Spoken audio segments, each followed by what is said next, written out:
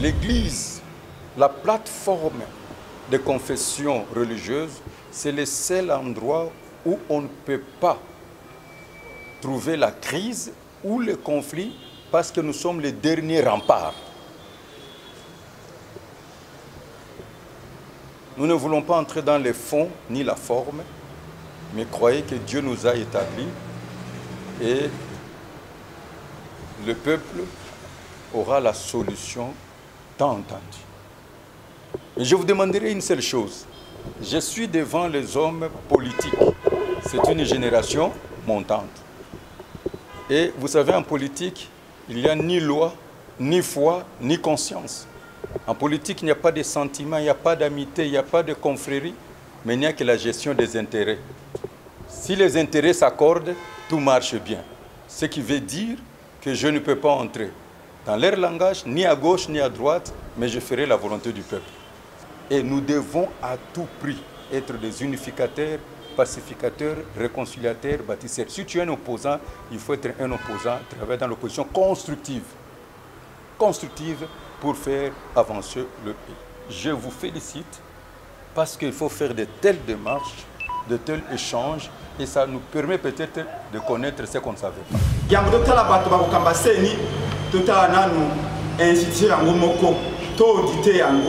Toye balolengeni kubonga bibeko ya seni ko ete makolomi makoya kuna bakongole bakufa lesisute baza na kanda lesisute balela lesisute baebi passe ya baimboka baebi souffrance ya mboka bazo assister na ba désordre o libala ya bosoni ezo sala na mboka boni boni bakokite kozala na souci ya baimboka boni boni bakokite kotala penza passe na biso bandimi na bango yango to solola ki pe alobi na biso ete Toye solo été église de réveil et zali pour l'intérêt à peuple. Appelé volonté à peuple en abisso.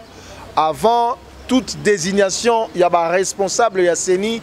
Il faut d'abord engager une réforme pour crédibiliser l'institution pour crédibiliser le processus Mobimba avant il y a un responsable il y a Seni. Je crois que le message est l'équipe. Donc continuer mon salaire, mais il faut tout le peuple en abisso. Heure est commis à côté les mains. Ce qui est télémis sikoyote, bakozo babiso lokola bazoba kibiso na 2006, na 2011 puis na 2018. Heure est qu'occupe total les matos récupérer souveraineté na biso en tant que peuple.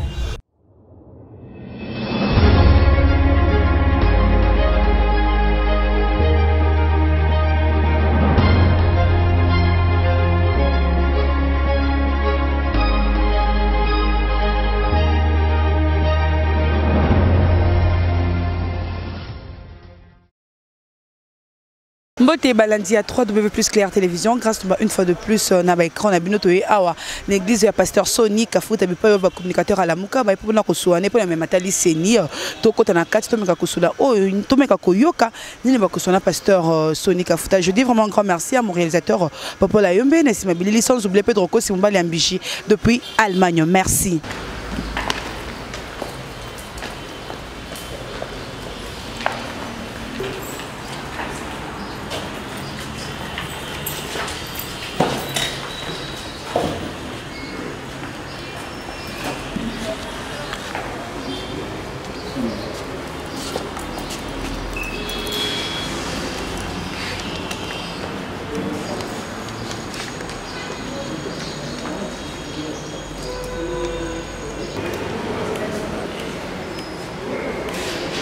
Vous appelez la partie Katanga.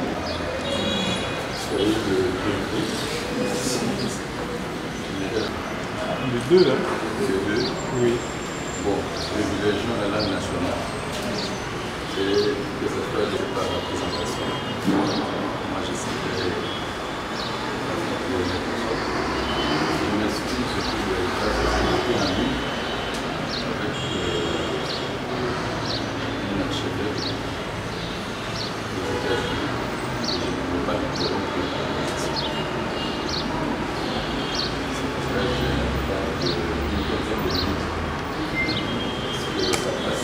Une intention soutenue, la noblesse l'exige, je dois me présenter. Je réponds au nom de Sony Kafuta Rockman. Je suis congolais 100%. Pour le moment, je suis le président national, représentant légal et évêque général de l'Église réveillée du Congo. Nous sommes membres de la CINE et membres de plateformes de confession religieuse. En outre, je suis un décideur dans le Conseil universel pour la paix et membre du Conseil africain pour la paix. Donc, je suis le général de l'armée éternelle, organisme d'évangélisation. L'AMP, en bref, ce que je pouvais vous dire. Et quel est l'objet de votre visite? Je vous en prie.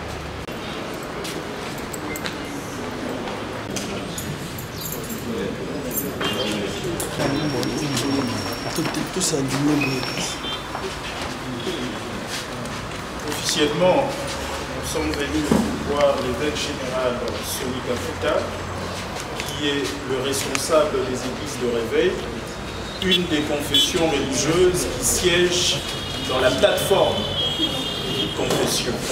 Et parmi nos documents, il y a le plan de sortie des crises du président Martin Fayulu, qui estime que les élections de 2018 étaient un chaos et que nous devons tout faire pour sortir de cette crise électorale parce que ça risque de produire une autre. Et nous estimons que les confessions religieuses, vous êtes bien placés pour jouer ce rôle. Mais parmi ces documents, il y a aussi les communiqués de 4 leaders de la MOUCA, mais aussi le communiqué de la dynamique pour la vérité des urnes, qui contient de suggestions et des recommandations aux confessions religieuses. Nous estimons que les dernières élections ayant été un chaos électoral, vous, en tant que confession religieuse, vous qui connaissez la souffrance du peuple, vous qui êtes en contact avec Dieu, les leaders ont souhaité, et toutes les plateformes politiques au sein de la coalition La MOUCA ont estimé que vous deviez prioriser les réformes institutionnelles et les réformes de loi liées aux élections, et même l'audit de la CENI qui a eu à dépenser plus d'1 milliard de dollars pour, avant même de désigner de nouveaux animateurs et surtout le président de la CENI. Et il y a un autre document, parce qu'on a appris malheureusement qu'il y a eu un choix du président de la CENI, d'autres disent qu'il n'y a pas eu vote parmi les confessions religieuses, certaines disent qu'il n'y a pas eu vote, d'autres disent qu'il y a eu vote. Et devant cette situation, on estime que c'est vers vous que nous venons confesser nos péchés. C'est vers vous que nous venons pour obtenir des conseils. Et toute la société congolaise risque d'être perdue si même les confessions religieuses donnent l'impression qu'il y a un bras de fer entre elles et qu'elles n'arrivent pas par consensus à trouver une seule personne qui doit être la gardienne de la souveraineté du peuple et sous le contrôle de toutes les confessions religieuses. Ainsi que parmi les documents, il y a un document de l'église kimbanguiste qui conteste le choix de son ancien représentant, M. Elébé, qui a dit porter M. Ronsard Malonda comme étant président de la CENI. Donc M. Ronsard Malonda risquerait d'être un président sans caution morale, sans quitisme moral de sa propre confession religieuse, qui s'avère être l'église catholique. Et l'église kimbanguiste qui a voulu l'adopter semble l'avoir rejeté. Donc ce sont tous ces documents et nous estimons qu'aujourd'hui, nous voudrions que les confessions religieuses se retrouvent encore et après les réformes électorales, après l'audit de la CENI, que vous puissiez nous présenter un président de la CENI qui ne sera pas source de conflit déjà de son choix. Sinon, le sang risquerait de couler, ça sera le sang de gens que vous encadrez, ça sera le sang effectivement du peuple congolais qui souffre, dont vous connaissez d'ailleurs l'état de la souffrance. Donc nous avons confiance à nos chefs de confession religieuse, nous ne vous contestons pas cette qualité de parler avec Dieu, mais la sagesse que vous nous recommandez, nous pensons que vous devez être le premier à l'incarner. Révérend évêque fédéral Sonic Africa à Masuba. Au limbo la membre de festival de Nagala. Bisso, chef de parti politique, communicateur de la coalition La Mouka. Nous avons un kaka pasteur te, nous avons un moine à Congo. Père spirituel na biso susu na mutu ya se ni peut remplacer nanga. Et moto yango bato banso ba ebiete na yi moto ya PPRD. To sepeli mingi bete kulutu na biso, pasteur na biso ya biso malamu alobi na biso na yoki bino yeneta to ko bunda kwete mboka Congo ezwa seni o elongo bani. Surtout lobi na ye to sepeli mingi. Kasi regret pe makanda yali toujours na motema pambate to tia kelike pa na bango ba nzambe ko ete sika obisusu ko le kabiso moko peut-être ba fidèle na bango mais le ko la rassurer biso ete eloko moko ekufe alite to ko salama so to bongisa na mutu ya seni tozwa moto oyo elongo bani o pe balingi ko ete mapono ni mako ya kalobi kuna maleka na malamu meloko ya liboso to kobana na mpona makambo etali makonomi koya to bana na wabengi kobongola seni ba réforme yango totala bato bakokamba seni totala nanu institution yango moko to audite yango toyeba lolengeli kobongola bibeko ya seni po ete makonomi mako ya kuna bakongole bakufa lisusu te baza na kanda lisusu te balela lisusu te topesi révérend matondo mingi to remercier le kola ya biso kasi to continuer tourner oyo to soke pa ina ete to komona bakimbangiste to komona ba musulman pona koyebisa bango ete peuple congolais a kotala bino ayebi moko na bino esika nyoso pesika wapi a ko te ya sango malamu peuple a cheliki pa na bino biso bayi politique bango basaka politique te biso bayi politique to kozwa ba responsabilité na biso pona koyeba lolengeni ya kosala ete makambo ete ndabo ete poete ndeko wana malonda tulingi ete tulingaza esika wana topete yenda azalaki na nzungu ya makonomi ya 2018 oyo ememiki moyibi to tondi bilongo tondi pe to remercier révérend lolenge asali losambo mpona biso mpe ayambi biso malamu. Je bénis Dieu parce que c'est une démarche citoyenne. Pour moi, c'est une marque de haute considération.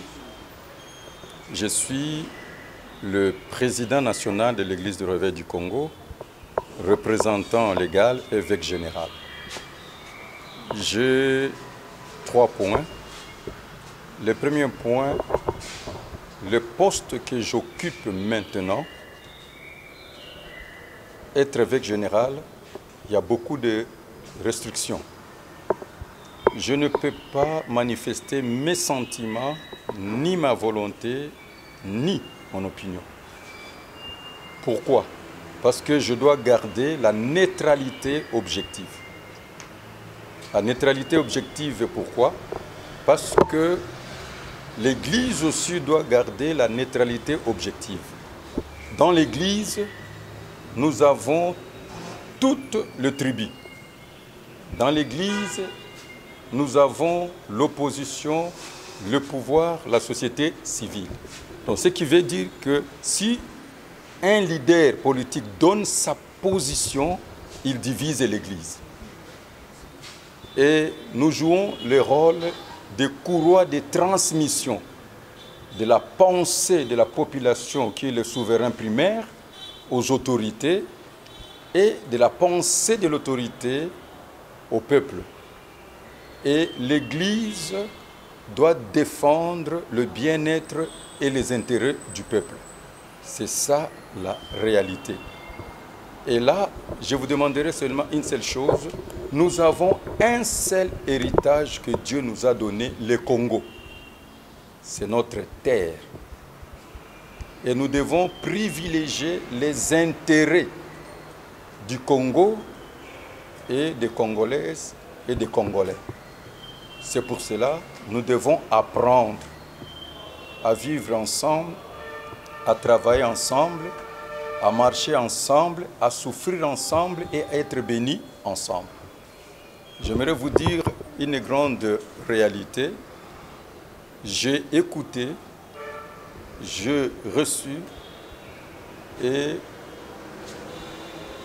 l'Église, la plateforme des confessions religieuses, c'est le seul endroit où on ne peut pas trouver la crise ou le conflit parce que nous sommes les derniers remparts.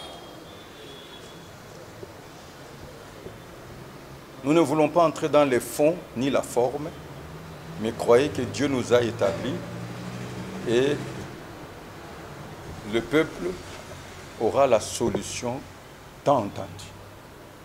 Et je vous demanderai une seule chose. Je suis devant les hommes politiques. C'est une génération montante. Et vous savez, en politique, il n'y a ni loi, ni foi, ni conscience. En politique, il n'y a pas de sentiments, il n'y a pas d'amitié, il n'y a pas de confrérie, mais il n'y a que la gestion des intérêts. Si les intérêts s'accordent, tout marche bien.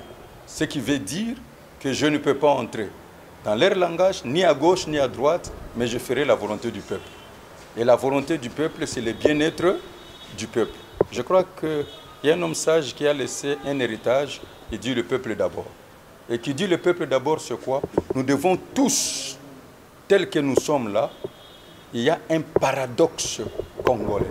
Le paradoxe, le pays est riche, fort riche, extrêmement riche, le peuple est pauvre.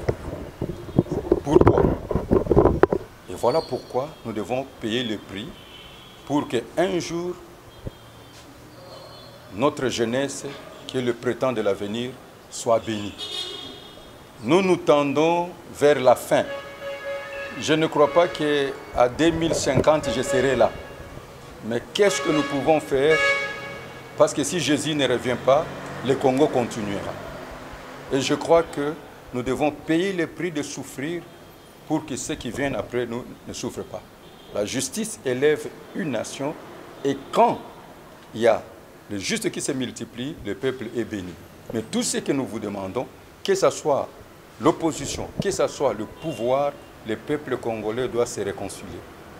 Et nous devons à tout prix être des unificateurs, pacificateurs, réconciliateurs, bâtisseurs. Si tu es un opposant, il faut être un opposant, travailler dans l'opposition constructive. Constructive pour faire avancer le pays. Je vous félicite parce qu'il faut faire de telles démarches, de tels échanges, et ça nous permet peut-être de connaître ce qu'on ne savait pas.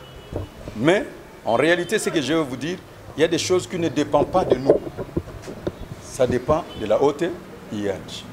Donc nous ne faisons que la volonté de la loi, ce que la loi nous demande. Nous sommes 8 plateformes de confession religieuse et chaque plateforme a une seule voix. Il n'y a pas une confession religieuse qui dépasse notre confession religieuse. Non, nous avons une seule voix. Il n'y a pas une confession religieuse qui fait la suprématie. Non, c'est une question de collaboration. Et nous favorisons le consensus. Les votes, c'est à l'extrême.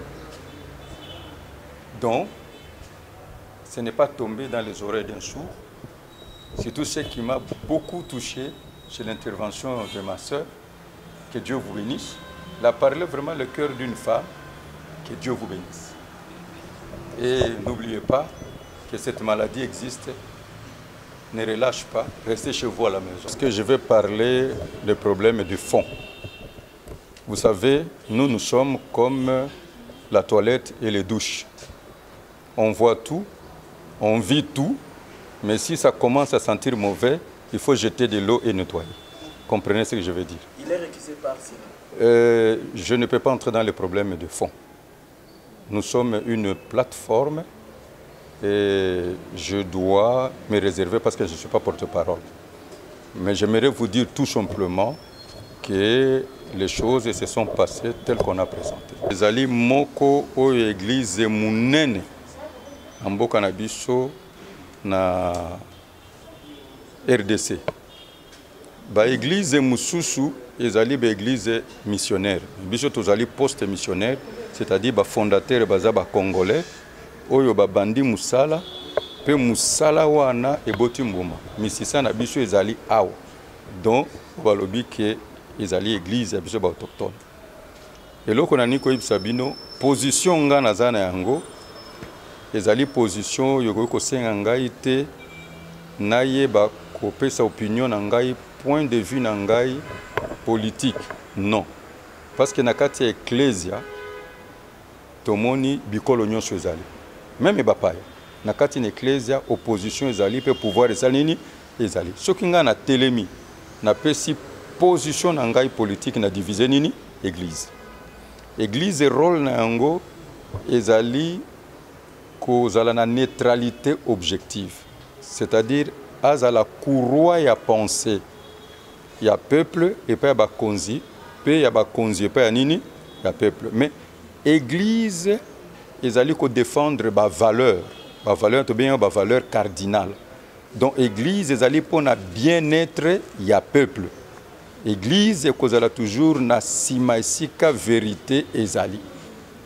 yangoyo nasengi na bino na ndimi vraiment démarche bango basali ezali marche tolobi citoyenne soki bandaka kosala boyo nde makambo etamboli peke nini liboso oyebi pourquoi tango politicien aza koloba biso bayeto yebi makambo wana na bonzambe toyebi ete moto ya politique tango aza koloba bino nyonso bobosani te ke bamama bayekolisa biso na batata ke politique yengo balokuta do tango aza koloba naza na réserve na makambo ozosala nini aza koloba yango ozomona ke soki depuis kala ba démarche ya boyo ezali na ba démarche tozoyeba volonté ya base volonté ya peuple toza koyeba makambo le msusu biso toyebi te e ko permettre biso pe toyeba ko komisa pa na bakonzi makambo na ndenge nini msusu yango na encourager bino oyo bopesi tokotanga yango na conseil de sage église ya nini ya réveil et toyebi tokosolola tokosambela mais loko na sengi na bino tozaka na héritage moko nzambe apesi biso eza Congo anja kokita te po abongisela biso nini Congo kaka biso ba congolais faut toyeba komi réconcilier tondimana tosala musala esika moko po mboka na biso ekende liboso paradoxe moko eza na mboka na biso Congo ezali riche fort riche extrêmement riche mais peuple ezali pauvre pourquoi tosala nzambe nini po tozala bo donc quelque part là eza na problème ya leadership yango nde tolobi ete to payer prix ete jeunesse na biso balobaka boyo na lingala mwana oyo banoko bakati bilanga malamu akufaka nzala te et je crois qu'il est de notre devoir na ba responsabilité toza nango to payer prix pour jeunesse na biso ekende nini liboso pe mboka oyo epambolama na tondi bino lisusu nde na lobaki ke na tondi mama parce que na maloba suka lobaki za maloba oyo ezali trop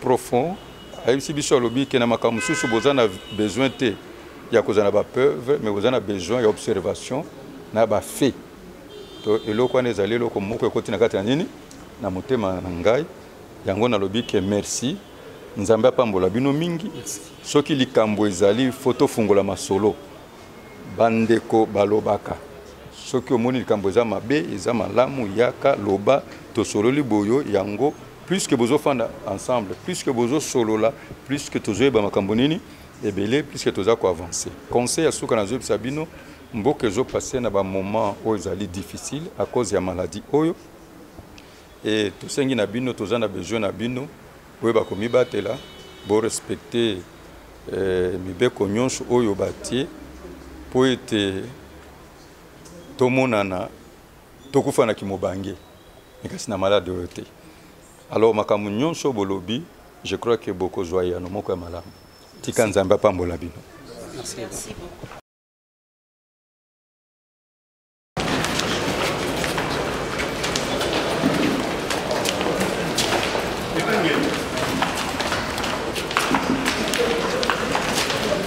nakanisi bomo mesano tobandaki deja kotambola epai ya banganga nzambe oyo bazandingisa na mobeko likonzi ya koponela biso bato bakokamba seni pona koyeba ko désigner moto oyo asengeli akamba yango toza kotambola tobandaki na 5 tokendaki na SCC pe lelo tokokutana na révérence Soni Kafuta pona kotalisa ete démarche oyo esalamaki na lolenge ya usu ya kotia liboso choix ya animateur ya Seni ole ya kobanda nano na kokundola penza boni makambo etambolaki na mibu euti koleka pe koyeba penza misolo ekendaki na Seni esali eloko nini pe koyeba kobongisa Seni wana po ete na mikolo mikoya epesa biso penza bakonzi to bakambio bauti na posa ya baimboka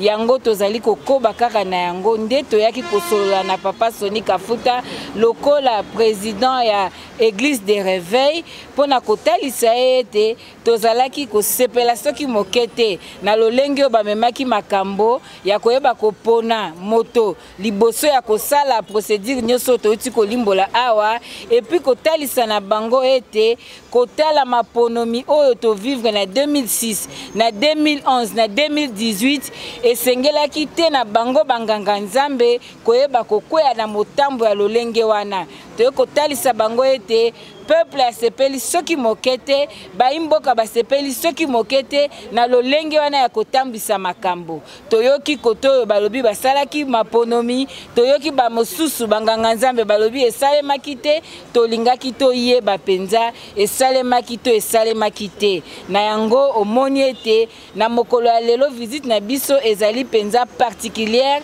po toutaki koyoka na bangonga eleki awa ete Assemblée nationale elingi esalaka vuyo pona koyeba koanterine moto oyo alambaki nzungu ya maponomi oyo ebomi mboka yango pe toyaki tosololi na ye pona kotalisa ye te bango lokola banganga nzambe bayebi pasi ya baimboka bayebi souffrance ya mboka bazo assister na ba désordre oyo libala ya bosoni ezosala na mboka boni bakoki te kozala na susi ya baimboka boni bakoki te kotala penza pasi na biso bandimi na bango yango tosololaki pe alobi na biso ete toyeba ya solo ete Église des Réveils ezali pona intérêt ya peuple et bakosala tout oyo kozala na makoki na bango pona koluka ete makambo etambola malamu pe alobi na biso asepeli mingi na boyei na biso soki tobandaki yango tokala elingaki esunga biso to éviter makambo ebele pe azali ouvert pona kosolola tango nyonso na makambo etali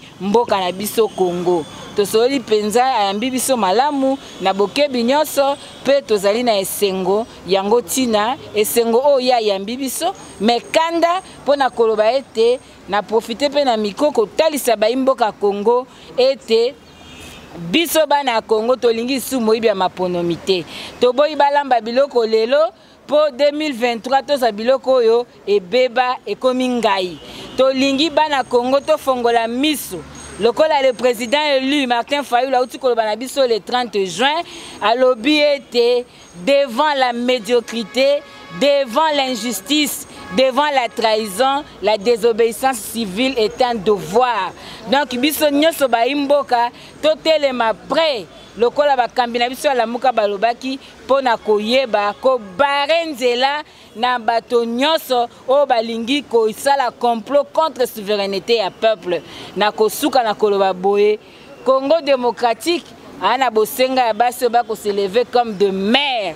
Lokola Déborah lobaki je me suis levé comme une mère pour na tina Israël na Juge 5 verset 7 azana tina ya ba maman te comprend qui peut. Je pense que bandeko bayebi makambo ndenge zali ko passer lelo malonda lelo yo Assemblée nationale bakei ko prendre acte na kati ya likambo wana nde toza koyebisa peuple congolais que cette fois-ci esengeli na biso toloba NON na ba pratique nyonso oyo bango bakenda kobongisa pe kosala kobanda na 2006 2011 2018 mais cette fois-ci biso nyonso peuple congolais esengeli na biso totala na même direction pour que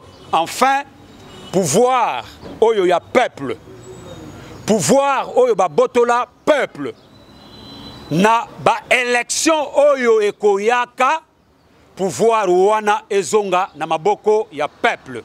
C'est pourquoi toza koyebisa peuple Congo ezali ya bino, Congo ezali ya biso, Congo ezali ya biso nyonso. Moto moko te akoki kokanga bomengo ya Congo oyo po na propre grain na ye, po na bozwi na ye moko. Oyo lelo biso na bino tozali ko souffrir, tozali ko mona pasi.